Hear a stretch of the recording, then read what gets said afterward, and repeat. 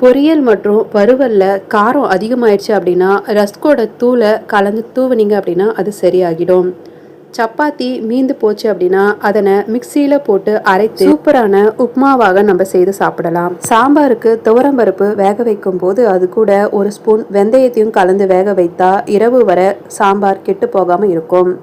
கோதுமை மாவை கரைத்து அதில் ஒரு டம்ளர் மோர் ஊற்றி கரைத்து உடனே தோசை ஊற்றலாம். பருப்புக்கள் பீன்ஸ் வேக வைக்கும் போது உப்பு சேர்க்கக்கூடாது. ஆரம்பத்திலேயே உப்பு சேர்த்தால் வேக நேரம் எடுக்கும். பகோடா செய்யும் போது கடலை மாவுக்கு பதிலாக பொட்டுக்கடலை மாவை பயன்படுத்தினா சுவை கூடுதலாக இருக்கும். கொதித்து ஆறிய பாலை மூடி வைக்காம ஃப்ரிட்ஜில் வைத்து எடுத்தால் அதிக அளவு பாலாடை கிடைக்கும். தேங்காய் சட்னி அதிகமாயிடுச்சு அப்படின்னா கெட்டியான புளித்த மோரில் கலந்து சிறிது சூடாக்கினால் மோர் குழம்பு ரெடி. வீட்டில் உருளைக்கிழங்கு சிப்ஸ் செய்வதாக இருந்துச்சு அப்படின்னா உருளைக்கிழங்கை சீவி அதை கடலை மாவு கலந்து தண்ணீர்